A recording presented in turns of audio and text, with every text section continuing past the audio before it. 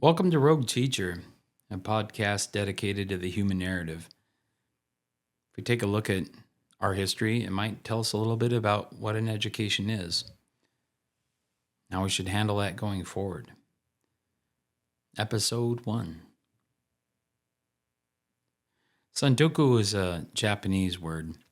It means, it's in reference to somebody that collects books. Your host here has 1,200 books in his house, and it's an ongoing joke that one of these days I'm going to reach up to a pile of books and reaching for the one I want, I'm going to tip everything over on me, and that'll be my demise. The neighbors will smell me a month or two later as I rot away. So, one too many books. So, sandoku is a word that means a book collector. I have too many of them. And so, that said, I love going into bookstores. And if you've been in a bookstore lately, or if you want to go to a bookstore, head over to the self-help section. Head over to the self-improvement section. Life advice, however they want to categorize it. That's grown exponentially in my life. I've been a teacher for 23 years. I'm pushing 50 years old. I've taught here in the United States, China, the Philippines, Saudi Arabia, the UAE, and Sri Lanka. So I've been around the block a little bit. And so when I walk into a bookstore and you walk into that section, it's startling. You could look at it one of two ways. You can say, this is great. Look at all the advice everyone has on everything. How to conquer anxiety, how to deal with anxiety, how to get into shape, how to improve yourself, what to invest in, how to conquer your current employment, in corporate America, how to run a marathon, how to run multi-marathons. David Goggins is hilariously good. I suggest him. So that's one way to look at it, that this is great. And there's a lot of great literature there, to be sure. Another way to look at it is that we're sick. There's a lot wrong. And people are capitalizing on it. They're making money on it. That's the other way to look at it. And I've seen that as a teacher. And before I go forward, I want to be very clear that I don't like the whole kids these days mentality. Kids these days, what's wrong with kids? Because I know many excellent students, and they give me hope. And so this podcast is actually dedicated to them. And in fact, two of my former students are producing this thing for me, and they're my inspiration. So we're actually in good hands. So if you're an adult, you're listening to this, or a teacher listening to this, know that you're in good hands. There are plenty of great young men and women out there who are going to take good care of our culture and where we need to go. That said, you can't ignore the obvious, going back to the books. Things are wrong. And that's what this podcast is about. So I'm a world history teacher. And when you look at world history, there are answers there. There are. And so what this podcast is going to do, and so episode 1 is just an introduction. So what this podcast is going to do is walk you through world history. I'll walk you through U.S. history too, in separate episodes on given topics ranging from, economics to religion, the world wars, America during the Depression, the Civil Rights era, you name it, Vietnam era. We'll walk you through that. The other thing we're going to do is bring on guests who are involved in education. And so a couple of former college professors, teachers, we'll always have teachers on so you can kind of hear what they have to say, especially if you're a parent and you're listening to this. I think that'll be very valuable to you and the role you can play in improving our education experience for our students. One podcast I'm looking forward to in the future is we'll have several Vietnam vets on. It's a topic that's near and dear to my heart. I was mentored by a Vietnam veteran, and they taught me everything I needed to know about being a teacher. So the guy survives Vietnam, goes to Haight-Ashbury in the middle of the LSD movement in San Francisco, just ripped. And we'll get into that, of course. And then he goes out on the ocean and becomes a commercial fisherman for 25 years and decides, well, I want to be a teacher. That's the guy who taught me. So we'll have him on as well. So there's plenty to look forward to. So that said, hopefully, Dr. Curtis Marin, if you're listening, Arizona State University, I hope to have you as one of my first guests, because our first lesson today, I am a teacher. So if you're looking for a way to fall asleep, or you're struggling, getting to sleep, that kind of thing, if you want to be bored to tears, here we go. I'm going to lecture. There'll be some life lessons along the way. But at any rate, so what's my philosophy as a teacher? Okay, so you should probably know the narrator here. And so in 2015, Dr. Curtis Marin of Arizona State University wrote an article for Scientific American magazine. The title is How We Conquered the Planet. And he talks about a tribe in South Africa that, we're talking 70,000 plus years ago, kind of, here, like 70 to 50,000 years ago, a tribe in South Africa that expanded across the continent and up into Mesopotamia, into Europe. So if you've ever sat in and I've certainly taught my kids this, if you've ever sat in a world history classroom, they always start with civilization began in Mesopotamia, right? And so the land between two rivers, the Tigris and Euphrates. He's got a compelling argument that what we know as human may have started in South Africa. And so here you are in South Africa, and off the coast, you have a large supply of shellfish, right? And so this is really good for proteins, good for brain development. And we all know the more protein you have, the more your brain develops, that sort of thing. And we're still addicted to that kind of stuff, like getting into the gym, right? What's in your protein shake, right? How many grams of protein do you have? And so this tribe in South Africa has access to shellfish, which is a renewable resource on its own. Like, you don't have to do anything to it. You just have to wade out into the water and harvest it. So you don't have to work to do it, so to speak. And so anyway, they expand out. And so he takes a look at this, and he analyzes why were they successful. So why did they become the hominid, the human that conquered the planet? And he coins a term called hyperprosociality. I'll say it again, hyperprosociality. So in a nutshell, what that means is the ability to cooperate on a high level, the ability to see things and say, look, this is important to me. This matters to me. This is a lesson that I want to share with somebody. This is something that I should talk about when I'm older around the campfire.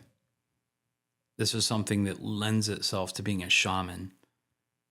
And what's interesting about that, one theme that I hope you track as we go through Rogue Teachers, a compelling argument needs to be had that what's missing from education is the shaman, the mentor, a teacher that just simply sits and talks with their kids. If you're a teacher and you're listening to this, I want to ask you, when was the last time you just simply sat and talked to your kids? If you're a parent, when was the last time your kid had a friend over and you kind of cornered them and made them listen to one of your boring stories about life? Those matter. I would argue that they matter more so than anything you're going to teach them about the content, about the curriculum. That's exactly why two of my former students are pressing me into doing this podcast, basically a slave to them. I don't have a choice. So, and that's what they remember. Their exact words were, you got to tell the stories. And so that's why we're here. And that's why that tribe in South Africa is potentially the tribe that we're all descended from, because of their hyperprosociality. So when I'm teaching, and so if you're a teacher, borrow this, use it. It's really good. I love asking kids on the first day, what makes Harvard great? It's a good question. What makes Harvard great? And they go into it. They're like, well, it's the pedigree, it's the name, it's the way they teach. They're highly respected. So I flunked out of Spokane Community College, home of the Sasquatches. That's my retirement gig. I hope to come back and be their mascot. So I couldn't hack it at Spokane Community College. My best friend went to MIT, and I'll never forget calling him one night. Like, how's it going? He's like, well, I got math. I have a math class. It's really challenging. And I was like, well, how many problems do you have each night? And so that's kind of how you rate a math class, right? When you're in high school, how many problems do you have? And he was like, well, I have like 5. I was like, what? That's easy, man. This is MIT. Why do you only have 5 math problems? And he's like, you don't understand. Each one takes well over an hour. And so I started talking to him about that. And he said, this really struck me. He said, I'm the dumbest kid at MIT. This is our high school valedictorian, the smartest person I've ever met in my life. And he's telling me he's the dumbest kid at MIT. Years later, I connected the dots. And so what he said was, like, everyone's raising their hand, everyone's talking, everyone knows what they're talking about, or they're willing to, or at least they're willing to take a guess. They're willing to say, I think this is the answer. And so when I was at Portland State University in my undergrad, after flunking out of Spokane Community College, I looked at my college roster. My professors were from Stanford, they were from Harvard, they were from Yale. I went onto Harvard's website and I looked at what classes they were teaching. I was taking the same exact classes. We were even reading, in one case, the same books as a Harvard class. So what's the difference? So what makes Harvard great? The answer is the students. And again, that's what this podcast is dedicated to, the students. So if you're a teacher or parent, let's get on board and let's help them. It's our job. And quite frankly, we're falling down. And we're not living up to that charge. So it's the students. So in a Harvard classroom, the hands go up when a question is asked. People try. They don't just stare blankly like I did at Spokane Community College and like I did in high school. And so here's a great question. So if you're a student and you're listening to this podcast, and I hope we have many students logged on here, and if you know other students, please tell them to log on and listen. Here's my question to you. Why can't you have Harvard in the room that you're currently in? Why can't you wake up and go to school and get your hand up? Because you're going to find something. To the students that are listening, you're going to find something. The more you get your hand up, the more other kids are going to get their hands up. Encourage them, talk to them. Hey, I want to hear you in class today. I want you to talk today. Get involved, because then the balance is going to tip. Even in the most difficult of classes, when the majority tips over and when the majority has hyperprosociality, hyperprosocial behavior, going back to Dr. Curtis Martin, when you have that, you will win and you will learn and education will improve. It's not just the teacher's job. It's yours too, as a student, to bring that out. And so that brings me to another point. Let's talk about what the word education even means. So the Greek and Latin roots, if you look at education and what Greek and Latin says about education, it means to bring out. So that's what an education is to bring out. I've spent most of my career trying to put in. Here are the facts you need to know. Here's what I'm going to test you on. And the kids even ask, what's on the test? And that did nothing for my 2 producers here, Kenny and Calvin. It did nothing for them. Maybe it stressed them out, freaked them out. Like, what's on the test Friday? Kenny's shaking his head. He's like, no, it didn't freak me out. So Kenny was smart. He didn't care about that kind of stuff. And by the way, he's just fine in life without having memorized everything. highly successful young man. But at any rate, most of my education has been, as a teacher, has been putting in. And this is a massive mistake that I think we're making here in Western civilization. In Western civilization, it's definitely outside in. We look to the outside to fill us up. And I got to live in Asia for 8 years of my life. And one thing that's very interesting that we're going to get into in future episodes, in fact, the next several episodes will be dedicated to the rise of belief systems. In Asia, it's more inside out. And in the West, it's outside in. And so if you're doing outside in, then you become dependent on the outside. You become dependent on opinion. You become dependent on the teacher and their what they think is important. You become dependent on materialism, right? You become dependent on looking a certain way, being a certain way, having to be something that you might not even want to be, just because you feel like you need to do that to fit in. So inside out matters.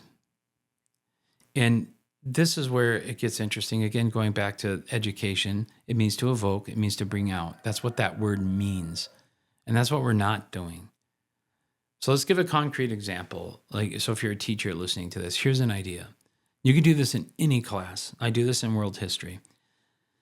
At the end of the year, every kid has to give a TED Talk.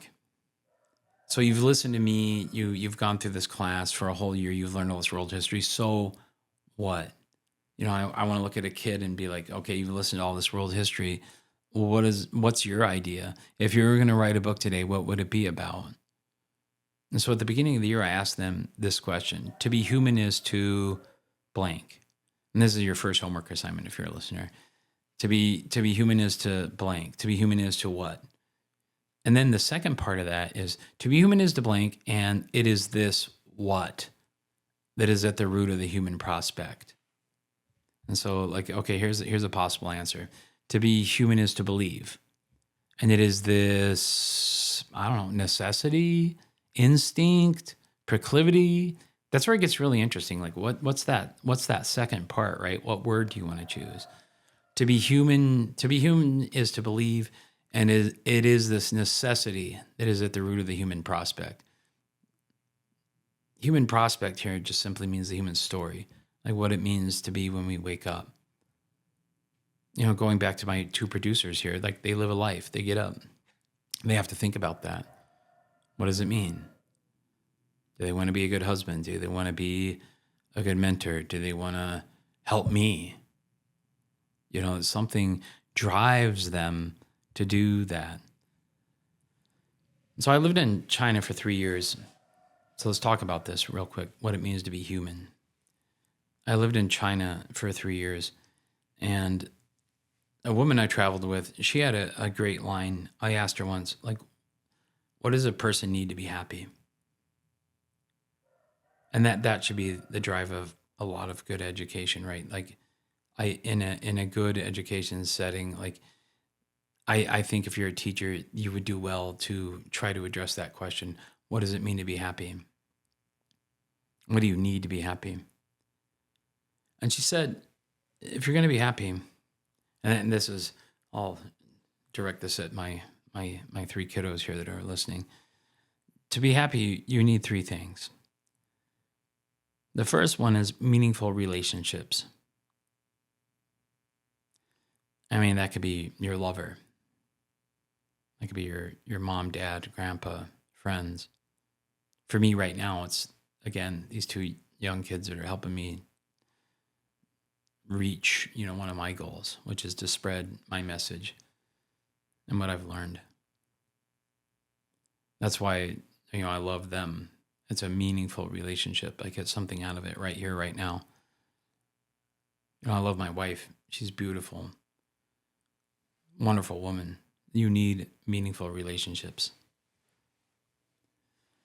The next thing that you need in life is meaningful work. And that doesn't necessarily have to be your job.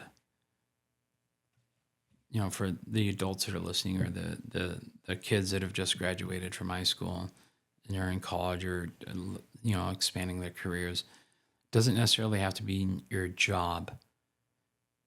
Meaningful work is just something you do that gives back to people and makes you feel good.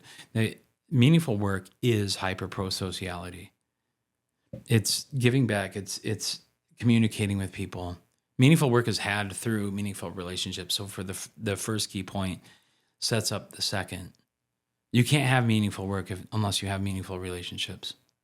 Maybe you're a violinist. Okay, so you're an accountant during the day and you hate your job, but you're a violinist and you bring that beautiful music to the world. I love a good violin. And so that's your meaningful work. And the people like me get to be in awe, thunderstruck at what you do with that violin. That's meaningful work. Maybe you're a poet. My main producer, Calvin here, he's a podcast producer and he's all over me about, you got to do this, you got to do that. I'm talking slower today. Hopefully, am I doing a better job of it? Okay, he's giving me the nod. That's meaningful work to him. He gets to help this old man feel good about my education and my experience. I'm not one of those teachers that goes home and bemoans the state of our culture, our society. I get to go home and say, no, I'm doing good things. And it's because of him. So meaningful work. And the last one is really interesting. And this goes back to like the whole meaning of the word education, which is to evoke and bring out.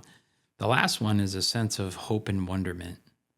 So you need meaningful relationships, meaningful work, and a sense of hope and wonderment. Right? Yeah, I see a couple of you nodding your head. Like, yeah. And this is where I think us as teachers, we go horribly wrong. And we've misguided a lot of kids by using the outside in model. We think, oh, you got to learn this, you got to do this, you got to do that. A sense of hope and wonderment is, when you walk out the front door and you stare at the sky, what do you think about? Because I think that's the crucible. When you're alone and you're just staring at the sky early in the morning, late at night, middle of the day, it doesn't matter. What do you think about? That's the crucible. That's when you find out who you really are. Are you someone that just beats themselves up? Are you someone that has dreams and hopes? Are you someone that is lost? Are you someone that really loves what they're doing? That ability to reflect and meditate inside out, right? And it starts from the inside. And then and it's that beautiful sky that brings it out of you. That's the thing. When you see a really good sunrise or sunset, it brings something out of you. You cannot help but think about something every time. And you're compelled to take a picture of it and send it to your friends. Look at this beautiful sunrise. Did you see that? Right? Every one of you have done that in the last month and sent that photo. Why did you send that photo? It's not because it's beautiful. It's because it's a mirror image of something beautiful within yourself. You're a good friend. You're a good husband. You're a good host. Like you're a good podcast director. That's what an education needs to do. So to break that down and be specific, okay, so what does that mean? A sense of hope and wonderment. So Rick Rubin, a music producer, he wrote a book here recently. So he's worked with everybody. You name a band, he's worked with them. The Rolling Stones, the Beastie Boys, Eminem, all the way up to today. It's one of the best books I've ever read in my life. If you're a teacher listening or if you're a student listening, go pick up a copy of this.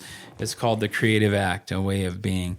I've never had somebody dislike this book.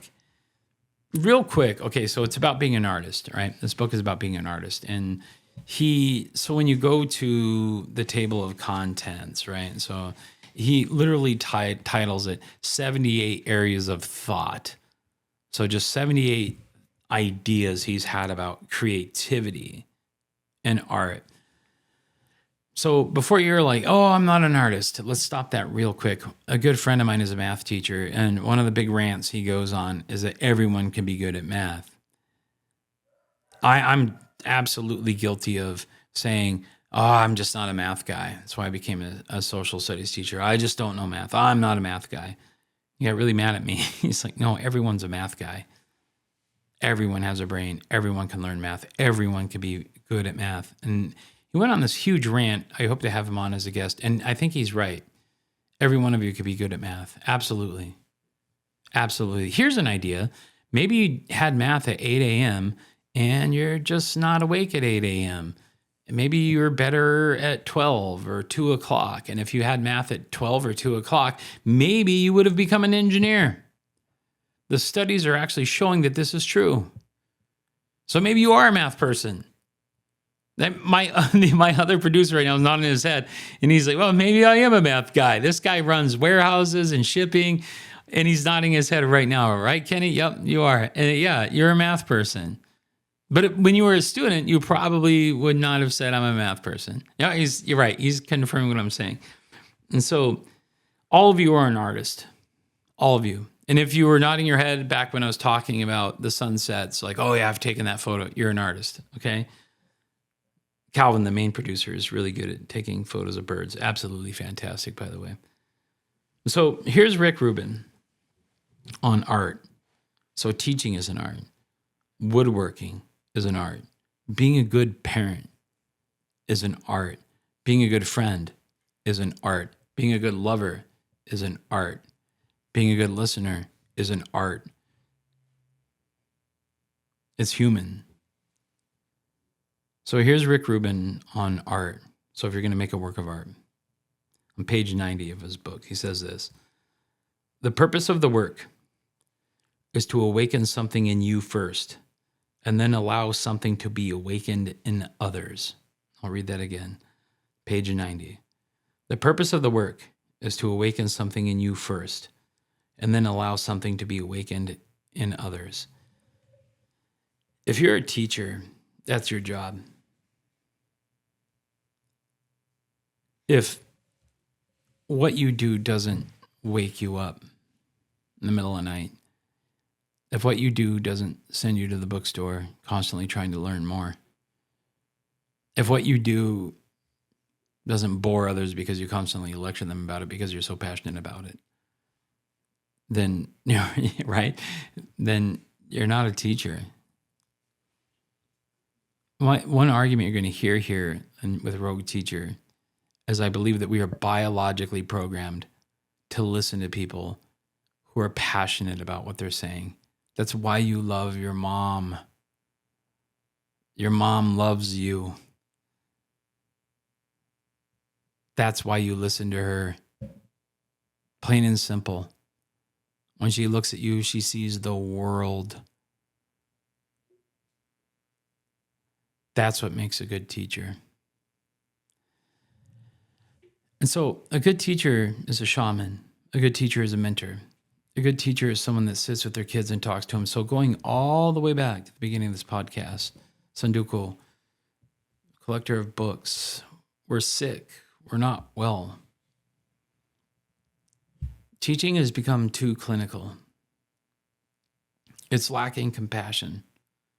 It's all about grades. It's all about reaching a bar, reading comprehension. It's not about falling in love. Last time I checked, all of us are interested in that, right? How can you not be interested in falling in love or being in love? And when was the last time a teacher talked to you about that? And you might say, that's not a teacher's job, but I would counter that for 10,000 plus years, it has been a teacher's job. It's been a parent's job. It's been a shaman's job. It's been a mentor's job to walk the youth through the trials and tribulations of life. And we're going to get into that with Joseph Campbell. When we talk about the power of myth. For most of human history, there have been powerful stories told around fire, like the campfire late at night. And those were what was used to guide people. And the last time I checked, it's been successful. We're still here. We're still progressing. We're doing quite good, actually. Yeah, I know there's bad things about humanity, right? There you have war, you have famine, you have inequality, whatever you want to name it. But we still have that human element, that sense of hope and wonderment, and it shines through all the time when you slow down and look at it. And that's what we need in the classrooms. So that said, there was a cover of the Atlantic magazine here recently, this last year. It's a powerful cover. It says the antisocial century, not generation, not decade, the antisocial century. When I walk out the front door and I look at students and I look at adults, we are antisocial. It's no secret that the screen time, the cell phones, the screen time is robbing us of meaningful relationships. It might even be tampering with meaningful work. And it sure as hell is taking away from our sense of wonderment and hope. So here's a question. Why is it that we're sitting kids down, putting them on laptops, having them look stuff up, and just fill in Google Docs? It's useless. It does not check any of those boxes we've gone through today. It does not. It absolutely does not. But yet, 90% of the students today, tomorrow, are going to do just that. They're going to go into a classroom. The teacher's going to say, go on this website, look this thing up, and move this information from point A to point B. We're in trouble. A kid can sit in a room of 30 people and not know who those 29 people are. You talk to any high school graduate, and I've talked to hundreds, they will agree with me. I graduated with a bunch of people I don't know. They might have one friend. That's a problem. So that said, my homework assignment for you is this. To be human is to what? Fill in that blank. You can have one word, 2 words, you can have a whole sentence. To be human is to what? And it is that blank. What do you want to call it? You want to call it a proclivity, instinct, necessity that is at the root of the human prospect. So in our next episode, we'll get into the rise of belief systems in early history. Oh, last thing. Oh, this is good. Last thing. I'm your classic social studies teacher. I always think of the last thing, and you're waiting on the bell. You got to get the hell out of here, right? And so then the teacher's like, "Oh, sit down. Just listen." I tortured these poor kids here that are recording me right now. I can't number the times that I did that. So I was listening to this anthropologist. He digs in Kenya. He's on one of the larger sites in Kenya. They're digging up bones left and right? We're talking, 10,000 plus years old kind of deal. And I was listening to him give a talk on his findings. And this woman raised her hand. I kind of surmise that she's a very devout woman, very steeped in her faith. And she asked a great question. She said, okay, on all of your research, when can you say that humans started? Like what is it that, like, okay, now we have human, right? Whether you're into evolution or not, like when do we have human? So what's the behavior? What can you put your finger on and say, this is what it means to be human? You're not a dog. You're not an animal. You're not a primate. You're a human. And he immediately brought up this photo of a jawbone of a woman, no teeth. And it was great. He's like, okay, great question. He immediately went to this and he showed all of us this jawbone. He said, here's a woman who lived well beyond when she should. So given the circumstances of when she was alive, she should have died much sooner. No teeth, can't even process food, can't break it down. We can infer that there's no way that she's physically capable of providing for herself at this point. And somehow she's alive. The question is why? And the reason she's alive goes all the way back to Dr. Curtis Marin there in Arizona State University. The whole point of this first podcast, hyperprosociality. Someone was feeding her. Compassion is an interesting word. It means to suffer with. To suffer with. A good friend of mine volunteers at homeless shelters all the time. And I told him once, I was like, hey, I really want to go do that. And he said, okay, if you go, you're You're going to have to sit with them. You have to sit with the homeless. You don't get to just serve them food and ask them, how was your day? And there you go. And hey, hang in there. Have a good one. And he's like, nope, you got to sit with them and have a conversation with them, break bread with them, have a meal with them. That's compassion, to suffer with. And that's why this woman exceeded her life expectancy, because someone had compassion. And again, if you go look at the Atlantic Monthly cover, the Antisocial Century, we are lacking this. We are absolutely lacking it. I would argue that compassion is the ingredient to hyper-pro-social behavior. You can call it whatever you want. You can call it the common good. You could call it social contract if you want to get into democracy and what this country is supposed to be founded upon. And we'll get into that later. But we're lacking it. We're highly individualistic. We go home and we suffer. So in our next episode, we'll take a look at that. Belief systems and their approach to suffering. See if we can't have some answers to all those books that are on the shelves. So you've been listening to Rogue Teacher. Thank you for your time. Again, this podcast is dedicated to any kid I've ever taught and any kid sitting in a classroom. Certainly dedicated to my producers here today. And certainly dedicated to my wife. Thank you.